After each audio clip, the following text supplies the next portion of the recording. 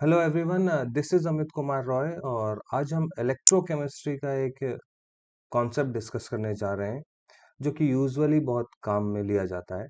First of all, electrochemistry word जो है, electrochemistry word is a study of cells in which there are two kinds of cells. One is electrochemical cell and other is electrolytic cell.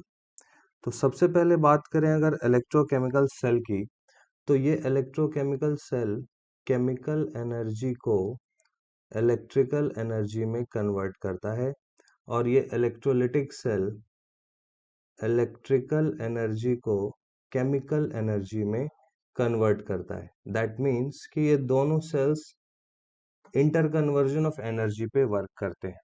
तो अगर हम सबसे पहले एक simple reaction लें जिसके अंदर जिंक जो ज़्यादा रिएक्टिव मेटल है वो कॉपर सल्फेट सॉल्यूशन में रखा जाए, तो ये उस कॉपर को डिस्प्लेस करके जिंक सल्फेट और कॉपर बना लेता है।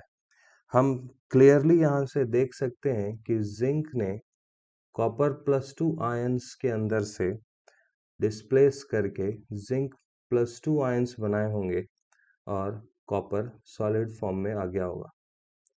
दैट मीन्स कि अगर हम इस रिएक्शन की हाफ सेल्स को देखें तो हमारे पास में जो हाफ सेल्स आएंगे वो हैं जिंक से जिंक +2 की ओर और कॉपर +2 से कॉपर की ओर। और इनके अंदर अगर हम इलेक्ट्रॉन्स को देखें तो वो कुछ इस तरह से होंगे। मतलब हम दो हाफ सेल्स को मिलाकर एक फुल सेल रिएक्शन लिख सकते हैं और इन दोनों से जो नेट रिएक्शन बनकर आएगा वो कुछ ऊपर वाले रिएक्शन जैसा होगा। Zn plus Cu2 plus gives Zn2 plus Cu। अब अगर हम इस रिएक्शन को देखें तो इस रिएक्शन के अंदर हमारे पास जो दो हाफ सेल्स आए हैं उन दो हाफ सेल्स के अंदर हमको ये पहचानना है कि ऑक्सीडेशन किस में हो रहा है और रिडक्शन किस में हो रहा है। तो हमें क्लियरली दिख रहा है कि ये वाला पार्ट जो है इसके अंदर ऑक्सीडेशन हो रहा है और इस वाले पार्ट के अंदर रिडक्शन हो रहा है। तो हमें जब इसकी वैल्यूज निकालने के लिए ई नॉट सेल निकालना होता है तो हम ई नॉट सेल निकालते कैसे हैं? ई कैथोड माइनस ई एनोड। या फिर हम ये इसमें कह सकते हैं कि अगर हम जिंक की वैल्यूज को देखें, हम किसी भी एक रिएक्शन में देखें, तो जो ये ऑक्सीडेशन और रिडक्शन है इनके लिए हमारे पास रिडक्शन पोटेंशियल दिए होते हैं। और अगर हम इन रिडक्शन पोटेंशियल्स को देखें तो हम एक एग्जांपल लेते हैं मैग्नीशियम +2 का, जिसका रिडक्शन पोटेंशियल हमें गिवन है -2.36 वोल्ट, और जिंक +2 का जिसका रिडक्शन पोटेंशियल हमें गिवन है -0.76 वोल्ट। अब अगर हम इन दोनों को मिलाकर कोई सेल रिएक्शन बनाना चाहते हैं तो हमें ये देखना पड़ेगा कि ये जो माइनस का वैल्यू 2.36 है, this one is smaller, this is the smaller reduction potential, जो कि आपको क्लियरली समझ आ रहा होगा। और अगर हम -0.76 को कंपेयर करें इससे, तो ये वाला बड़ा वैल्यू है greater reduction potential value given है।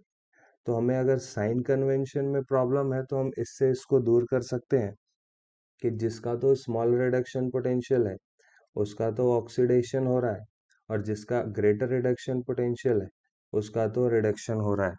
और इस तरह से हम इसको ई नॉट सेल निकालने में यूज में ले सकते हैं।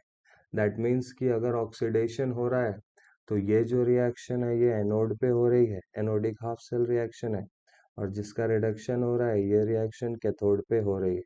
तो हम ई कैथोड और ई एनोड से निकाल सकते हैं। सेम वैसे ही अगर हमारे पास ये वैल्यूज ऐसे गिवन है तो हम ईएमएफ ऑफ द सेल को ऐसे ही निकाल सकते हैं कि larger reduction potential minus smaller reduction potential, ये वैल्यूज ऐसी रखी जा सकती हैं। तो अगर हम इसकी वैल्यूज को निकालना चाहें तो हम यहाँ पर लिखेंगे इसको -0.76 माइनस -2.36, और जो इसका रिजल्ट आएगा वो आएगा -0.76 +2.36। दैट मीन्स कि ई सेल एक पॉजिटिव वैल्यू आएगी और वो आएगी +1.60 वोल्ट। तो अगर हम रिएक्शन को स्पॉन्टेनियस बनाना चाहते हैं तो डेल्टा जी नेगेटिव होनी चाहिए और हमारे पास डेल्टा जी का इक्वेशन है -NF E cell. That means कि हमारा ई सेल जो है वो पॉजिटिव आना चाहिए for the reaction to be spontaneous.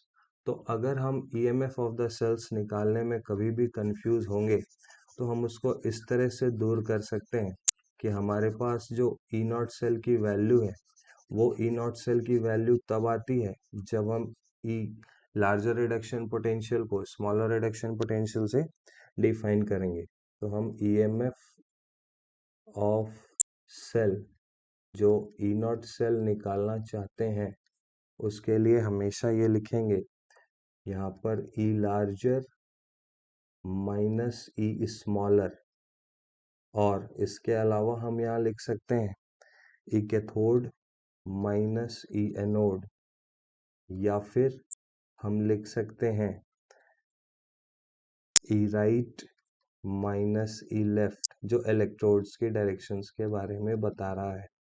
अगर आपको किसी का भी साइन चेंज करना हो तो आप हमेशा साइन इस तरह से चेंज करेंगे कि अगर आपके पास रिडक्शन के लिए दिया हुआ है वैल्यू कॉपर, कॉपर से कॉपर 2+ का, लेकिन दिखा रखा है ऑक्सीडेशन, तो आप उसके साइन को रिवर्स कर देंगे। दैट मीन्स कि अगर आपके पास ये वैल्यू दी हुई है और दिखा रहा है इसमें कि ऑक्सीडेशन हो रहा है, तो आप इसके वैल्यू को कब रिवर्स करेंगे, जब एक्चुअली में इसका रिडक्शन हो रहा होगा रिडक्शन पोटेंशियल के लिए।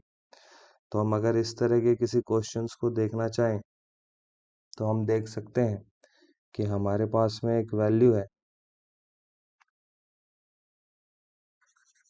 जिंक के लिए, और जिंक के लिए जो वैल्यू गिवन है वो कुछ इस तरह से गिवन है कि हमारे पास जिंक दे रखा है ई नॉट जिंक जिंक 2+, और इसकी वैल्यू गिवन है +0.34 वोल्ट, और हमारे पास गिवन है ई नॉट एजी प्लस एजी, और इसकी वैल्यू गिवन है +0.80 वोल्ट।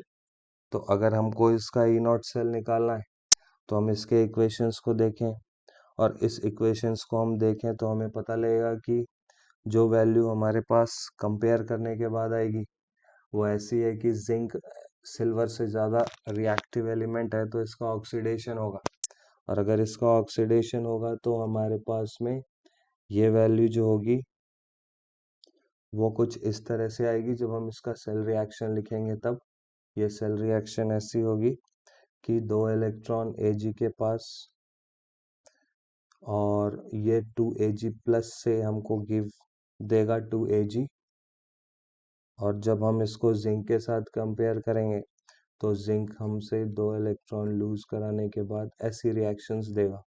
तो ओवरऑल जब हम इस रिएक्शन को लिखेंगे तो ये आएगा Zn2Ag+ और Zn2+ 2Ag।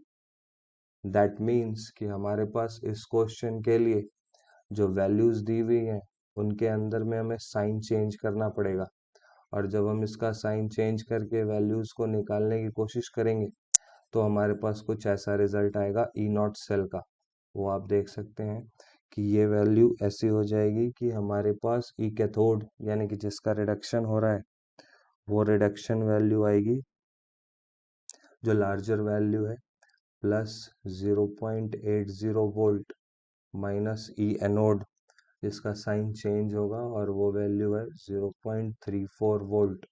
तो हमारे पास जो वैल्यू निकल कर आई 0.80 प्लस 0.34, दैट मीन्स जो ओवरऑल ई नॉट सेल आया वो आया 1.14 वोल्ट। आई होप आपको ये वीडियो पसंद आया।